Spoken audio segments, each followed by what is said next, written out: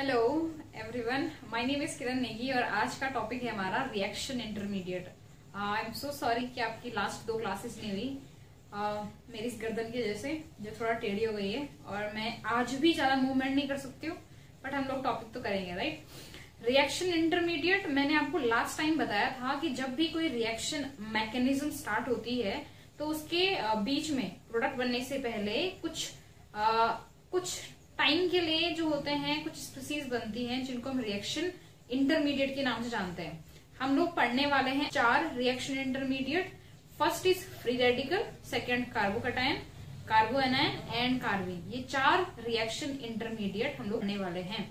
सो आप लोगों को मैं क्लियर सुनाई और दिखाई दे रही हूँ, तो हम लोग स्टार्ट करते हैं। पहला है हमारे पास फ्री रेडिकल। हम लोग पहले पढ़ने वाले हैं आज इसको, फ्री रेडिकल को। फ्री रेडिकल जो है वो बनता कैसे है? हमारे पास सपोज कोई रिएक्शन है, ये हमारे पास एक मॉलिक्यूल है, ठीक है, और इसमें हीट देने पे ये टूट रहा है कुछ इस तरह से। तो यहाँ पे ए और बी क्या कहलाएंगे? हमारे फ्री रेडिकल कहलाएंगे। फ्री रेडिकल ये जो होते हैं इंटरमीडिएट बहुत ही शॉर्ट लिव्ड होते हैं, मतलब बहुत ही क्या होता है, कम टाइम तक रहते हैं। पहला इनका ये फीचर है, that is they live short, ठीक है, शॉर्ट लिव्ड होते हैं। और दूसरा जो बहुत ही इंपॉर्टेंट फीचर होता है, देखो ये एक बॉन्ड जो होता है वो 2 इलेक्ट्रॉन से बनता है। एक बॉन्ड 2 इलेक्ट्रॉन से बनता है। तो मैं इसको एक्चुअल रिएक्शन दिखाती हूँ। जैसे हम क्लोरीन को तोड़ते हैं, Cl2 होता है ना, इसको हम ऐसे दिखा सकते हैं, Cl सिंगल बॉन्ड Cl। इस पे जैसे हम लोग लाइट डालते हैं तो ये टूट जाता है कि इसमें Cl रेडिकल सही है। ये दोनों Cl रेडिकल है, यानी क्लोरीन के फ्री रेडिकल है। तो ये जो होता है, अगर हम इसको तोड़े तो ये टूटता कैसा होगा? मैंने आप लोगों को लास्ट वीडियो में बॉन्ड फिशन बताया था, टूटने का तरीका। जब सेम एटम होते हैं तो इनकी इलेक्ट्रोनेगेटिविटी सेम होती है। ये 2 इलेक्ट्रॉन जो इनके बीच में होंगे इस टाइम पे, ये क्लोरीन में उसको बराबर खींच रहा होगा, ये बराबर खींच रहा होगा। तो ये टूटता कैसे है? एक इलेक्ट्रॉन जाता है इसके पास, एक इसके पास। इसको दिखाते हैं हम लोग किससे? हाफ एरो से। तो ये कैसे बन जाएगा? Cl और Cl, इस तरह से, है ना। ये हाफ एरो जो होता है ये सिंगल इलेक्ट्रॉन के डायरेक्शन को बताता है। किसको बताता है? सिंगल इलेक्ट्रॉन के डायरेक्शन को। तो दूसरा फीचर इसका होता है कि इसमें जो होता है वो होमोलाइटिक फिशन होता है। कैसा होता है? Homolytic fission. होमोलाइटिक समझते हो? होमोलाइटिक का मतलब क्या होता है? दैट दोनों एटम को या एलिमेंट को बराबर इलेक्ट्रॉन मिलेंगे। आपको बराबर दिखाई दे रहा है? एक बार क्लियर कर लेते हैं इस चीज को, ठीक है। दोनों को क्या मिल रहे होंगे? बराबर इलेक्ट्रॉन मिल रहे होंगे। दोनों कौन है इस टाइम पे? यहाँ पे क्लोरीन और क्लोरीन, ठीक हो गया। यानी दोनों क्लोरीन को बराबर इलेक्ट्रॉन मिल रहे हैं। ये इस टाइम पे हमारे क्या कहलाएंगे? फ्री रेडिकल कहलाएंगे, क्लोरीन। अब इसके बाद क्या होता है? ये जो फ्री रेडिकल होते हैं, क्योंकि इनके पास एक इलेक्ट्रॉन है ना, ये इलेक्ट्रॉन जो होता है फटाफट से किसी और इलेक्ट्रॉन के साथ जुड़ के एक बॉन्ड बनाना चाहता है। यानी ये बहुत ही क्या होता है? अनस्टेबल। जब भी कोई क्या होता है, स्पीसीज अनस्टेबल होती है तो बहुत ही क्या होती है? रिएक्टिव होती है, फटाफट से रिएक्शन करना चाहती है। तो ये इसका थर्ड फीचर है कि जो फ्री रेडिकल होते हैं वो क्या होते हैं? बहुत ही ज्यादा क्या होते हैं? रिएक्टिव होते हैं। क्लियर हो गया? ये 3 इंपॉर्टेंट कैरेक्टर है इसके फ्री रेडिकल के। अब बात चलते हैं इसकी स्टेबिलिटी पे। हम लोग तो ऑर्गेनिक कंपाउंड पढ़ रहे हैं, तो हम लोग ऑर्गेनिक कंपाउंड की फ्री रेडिकल की बात करेंगे। यानी कार्बन पे ये सिंगल इलेक्ट्रॉन, तो कार्बन पे जब हम ये सिंगल इलेक्ट्रॉन डालते हैं तो स्टेबिलिटी से पहले एक इंपॉर्टेंट फीचर आता है, वो आता है प्राइमरी, सेकेंडरी और tertiary radical, tertiary free radical. ये 3 टाइप के रेडिकल हमें मिल सकते हैं। किस बेसिस पे? कैसे कहलाएंगे? कौन प्राइमरी होगा, कौन सेकेंडरी होगा और कौन टर्शियरी होगा? बताओ जरा। प्राइमरी कौन होता है? प्राइमरी वो होता है जब एक कार्बन पे सिर्फ एक ही कार्बन जुड़ा हो, यानी एक कार्बन जिसपे फ्री रेडिकल यानी जिसपे सिंगल इलेक्ट्रॉन हो, उस पर केवल एक ही इलेक्ट्रॉन जुड़ा हो। वो किसी भी तरह से जुड़ा हो, हमें क्या पता किसी तरह से जुड़ा है, ठीक है, लेकिन क्या जुड़ा हो? केवल एक ही कार्बन जुड़ा हो या कार्बन वाला ग्रुप जुड़ा हो, जिसको हम लोग एल्काइल ग्रुप भी कहते हैं। तो ये जरूरी नहीं कि आपको CH2 लिखना, आप इसको सिंपल क्या लिख सकते हो? R भी लिख सकते हो। R का मतलब यहाँ पे क्या है? Alkyl group. यानी जब एक कार्बन पे एक एल्काइल ग्रुप जुड़ा हो तो उसको प्राइमरी कहते हैं, ठीक है। और इससे पहले क्या आ सकता है, मिथाइल आ सकता है, क्योंकि मिथाइल पे तो कोई भी कार्बन नहीं जुड़ा है, तो ये भी एक टाइप ही हुआ। ये क्या है, मिथाइल फ्री रेडिकल, इसको कहते हैं हम मिथाइल फ्री रेडिकल। ये क्या कहलाएगा, प्राइमरी फ्री रेडिकल। फिर इसी तरह से क्या होगा, अगर 2 एल्काइल ग्रुप जुड़े हो तो सेकेंडरी फ्री रेडिकल, और अगर 3 जुड़े हो तो टर्शियरी फ्री रेडिकल। इस तरह से हमारे पास जो होते हैं वो 3 फ्री रेडिकल होते हैं। कितने फ्री रेडिकल, 3। आपको बतानी है इनकी स्टेबिलिटी।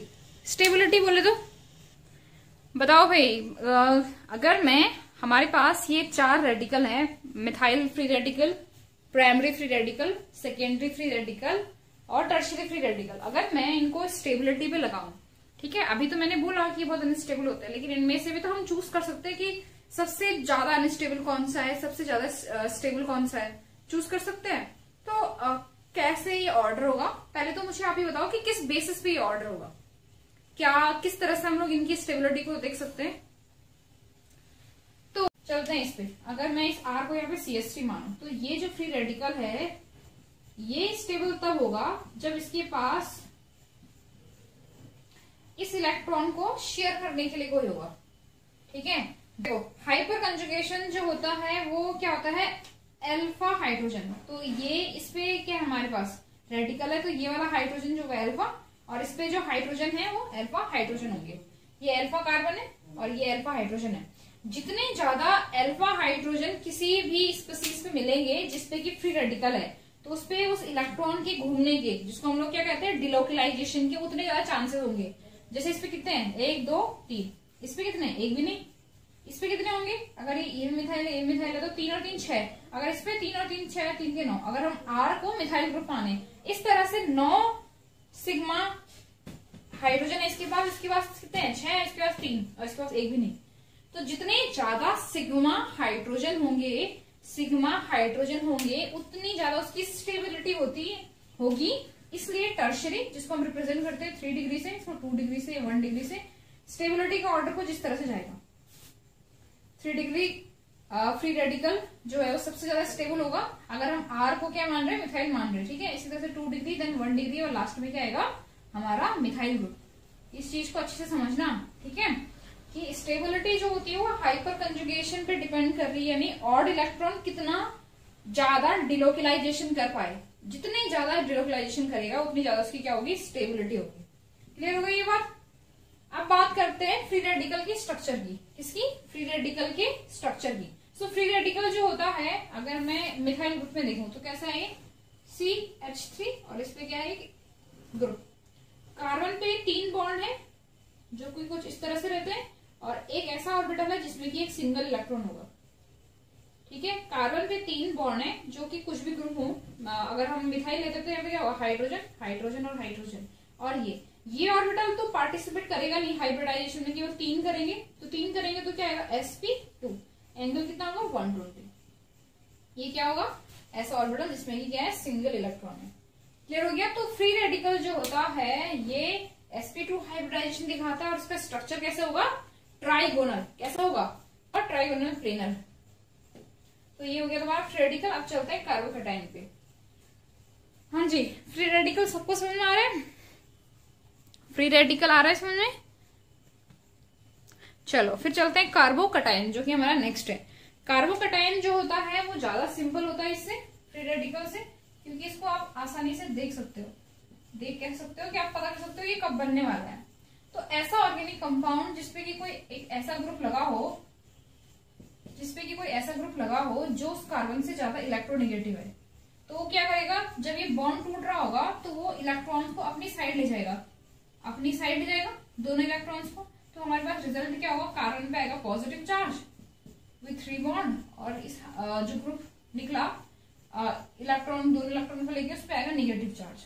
जब भी कार्बन पे पॉजिटिव चार्ज आता है उसको क्या कह देते हैं, कार्बोकैटायन, ठीक है, कार्बोकैटायन, या इसी को कार्बोनियम आयन भी कहते हैं, कार्बोनियम आयन। कार्बोकैटायन जो होता है, क्योंकि इसमें पॉजिटिव चार्ज है, तो ये क्या करेगा, कोशिश कि अपने इस चार्ज को हटाने की कोशिश करेगा, चाहेगा कि ये चार्ज न्यूट्रल हो जाए। तो उसके लिए वो किसी भी तरह से कहीं भी रिएक्शन में जो होगा वो पार्टिसिपेट करेगा और उस पॉजिटिव चार्ज को खत्म करने की कोशिश करेगा। तो ये भी क्या होता है, इसका भी नेचर क्या होता है कि ये वेरी रिएक्टिव, बहुत ही ज्यादा क्या होता है, रिएक्टिव होता है। यहाँ पे कैसा फिशन हुआ, बॉन्ड किस तरह से टूटा, ये देखो पूरा एरो है, दोनों इलेक्ट्रॉन एक ही तरह मूव हुए हैं, तो इसको बोलते हैं हम, बोलो भाई, हेट्रोलाइटिक फिशन। क्या कहते हैं, हेट्रोलाइटिक फिशन। हेट्रो मीन्स क्या होता है, और मतलब एक को ज्यादा एक को कम मिल रहे हैं। देखो ध्यान से देखो, जो ये एक्स ग्रुप था उसको 2 इलेक्ट्रॉन मिले, और जो कार्बन रह गया उसके पास एक भी इलेक्ट्रॉन नहीं आया, तो ये हुआ ना हेट्रोलाइटिक। क्लियर हो गया।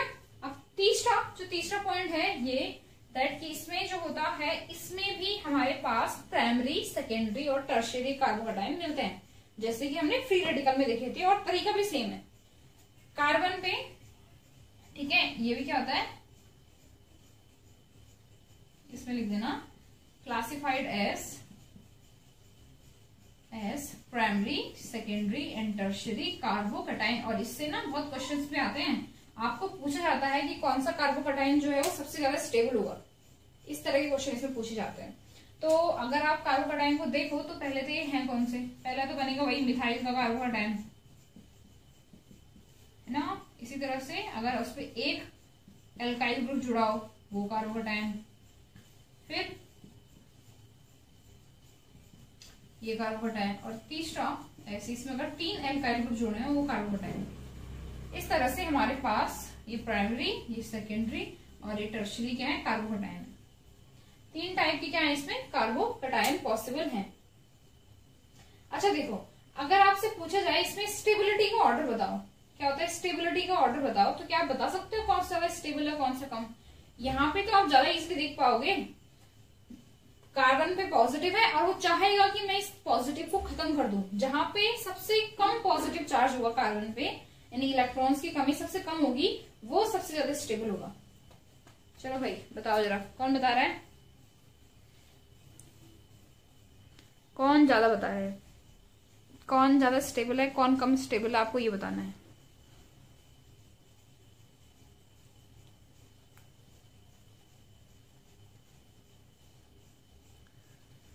हाँ जी।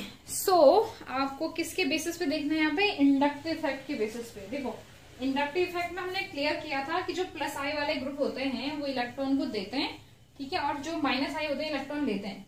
जो एल्काइल ग्रुप होता है, ये एल्काइल ग्रुप जो होता है आर ग्रुप, ये कैसा होता है, इलेक्ट्रॉन डोनेटिंग ग्रुप होता है, देता है। अगर देखो ध्यान से, अगर ये इस कार्बन को इलेक्ट्रॉन देगा तो इसका पॉजिटिव चार्ज जो हो थोड़ा कम हो जाएगा, है ना। इसमें 2 दे रहे हैं और कम हो जाएगा, 3 देंगे और कम हो जाएगा, है ना। तो जितना ज्यादा इलेक्ट्रॉन विथड्रॉइंग ग्रुप जुड़े होंगे कार्बन जिसपे की पॉजिटिव चार्ज है, उससे उसका पॉजिटिव चार्ज का इफेक्ट उतना ही क्या हो जाएगा, धीरे धीरे घटने लग जाएगा, और उसकी स्टेबिलिटी उतनी ज्यादा बढ़ जाएगी, क्योंकि उसको जरूरत नहीं पड़ेगी फटाफट रिएक्शन करने की, क्योंकि वो खुद के अंदर से ही क्या हो रहा है, स्टेबल होता जा रहा है। इसलिए हमारे पास जो जितने ज्यादा एल्काइल ग्रुप होंगे उसकी स्टेबिलिटी, उस कार्बोकैटायन की स्टेबिलिटी क्या होगी, उतनी ज्यादा होगी। यानी हमारे पास 3rd degree carbocation, then second and then first, इस तरह से इसकी स्टेबिलिटी होती है। और अगर तुम ध्यान से देखो तो फ्री रेडिकल की स्टेबिलिटी भी ऐसी है, तुम्हें याद करने में इजी हुआ कि फ्री रेडिकल और कार्बोकैटायन जो है वो एक जैसा नेचर शो कर रहा था, किस चीज में, स्टेबिलिटी के ऑर्डर में।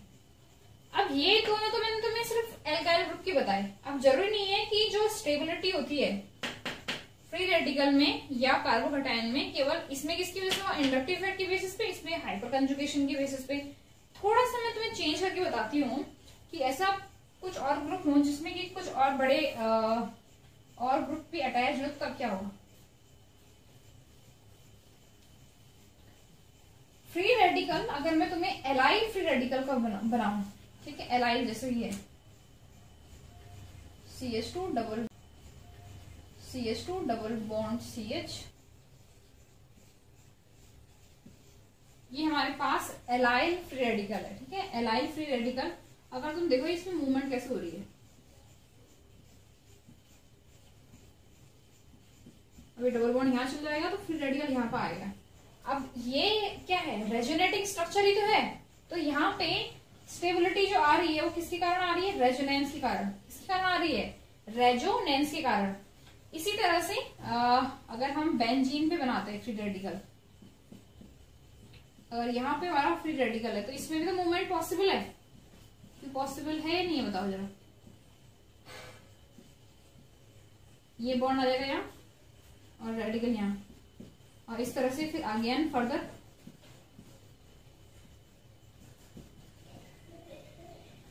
ये बॉन्ड जाएगा यहाँ, रेडिकल यहाँ पे, इस तरह से घूम सकता है। और जितने ज्यादा इसके रेजोनेटिंग स्ट्रक्चर बनेंगे उतनी ज्यादा क्या होगी, इसकी स्टेबिलिटी होगी। यानी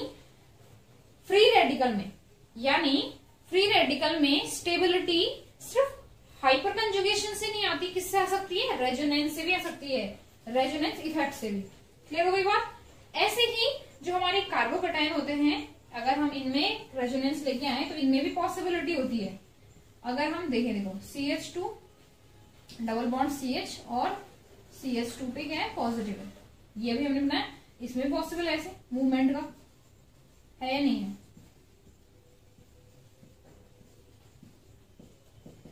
देखो क्या हुआ, पॉजिटिव चार्ज उस तरफ से उस तरफ आ गया, इसमें भी रेजोनेटिंग स्ट्रक्चर बन रहा है, यानी यहाँ पे भी रेजोनेंस के कारण स्टेबिलिटी आ सकती है। और इस तरह के क्वेश्चन पूछे जाते हैं। क्वेश्चन क्या आएगा, ऑर्डर आएगा आपके लिए कि ये और इनके साथ इनको जोड़ के दे देंगे, तो याद रखना रेजोनेंस से ज्यादा अच्छा स्टेबलाइजेशन होता है कंपैरेटिवली किसी भी अदर इफेक्ट से। रेजोनेंस जो होता है वो डोमिनेंट शो करता है, डोमिनेंस शो करता है किसपे, अदर इफेक्ट पे भी। जैसे ये है बेंजीन, और बेंजीन पे है CH2 पॉजिटिव, इसको बोलते हैं बेंजाइल कार्बोकैटायन। क्या बोलते हैं, बेंजाइल कार्बोकैटायन। क्या इसमें भी कोई स्टेबिलिटी पॉसिबल है, जिस तरह से इसमें था उस तरह से इसमें भी है। और याद रखना, अगर आपके पास आए कंपेयर करने के लिए ये और ये, तो रेजोनेंस से जितने भी स्टेबलाइजेशन होंगे वो आगे आएंगे हमेशा, ठीक है। यानी उनका इफेक्ट ज्यादा होगा किससे, ये जो कि कौन से इफेक्ट था, इंडक्टिव प्लस आई इफेक्ट से। और यहां से जो होता है वो हमेशा क्वेश्चन आता है, ठीक है, कार्बोकैटायन के उससे। कार्बोकैटायन का जो क्वेश्चन होता है ना, थोड़ा इंपॉर्टेंट भी होता है, क्योंकि उसमें कंपैरिजन आता है कि हम रेजोनेंस को ज्यादा डोमिनेंस शो करें या किसका, उसका इंडक्टिव इफेक्ट का। तो कार्बोकैटायन का जो ऑर्डर होता है, ऑर्डर ऑफ स्टेबिलिटी, ये थोड़ा सा नोट कर लेना, क्योंकि इससे तुम्हारे पास क्या आते हैं, क्वेश्चन आते हैं। सो अगर इस पे ये भी पॉसिबल है, ये भी पॉसिबल है एक और।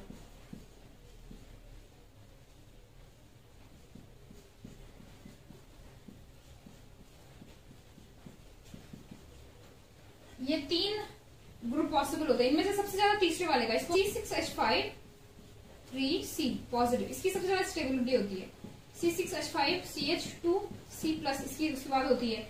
उसके बाद जो होता है हमारे पास टर्शियरी एल्काइल आता है। टर्शियरी एल्काइल क्या होता है, R3C, इसमें R क्या होना चाहिए, कंडीशन ये होती है कि R मिथाइल होना चाहिए, तभी जाके फिर जाके हमारे पास C6H5 CH2 पॉजिटिव, इसकी स्टेबिलिटी होती है। And then CH3 2CH positive, इसकी स्टेबिलिटी। एंड देन हमारे पास एलाइल कार्बोकैटायन आता है, ये आप लोगों को याद रखना है, ठीक है। एलाइल कार्बोकैटायन, ये कार्बोकैटायन की स्टेबिलिटी कई बार पूछी जाती है, तो इसका ऑर्डर जो है वो कुछ इस तरह से आएगा। सबसे पहले ये, देन ये आपको याद करना, एलाइल जो है वो बाद में आएगा। इसके बाद जाके हमारे पास क्या आता है, प्राइमरी कार्बोकैटायन। क्या आता है, प्राइमरी कार्बोकैटायन, ठीक है।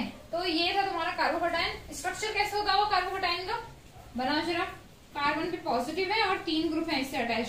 ये 3 ग्रुप कुछ इस तरह से अटैच रहते होंगे, और एक क्या होगा, ये खाली ऑर्बिटल कुछ इस तरह से रहता है। तो ये सेम फ्री रेडिकल की तरह है, 120 डिग्री का एंगल, और sp2 इसका क्या होता है, हाइब्रिडाइजेशन होता है।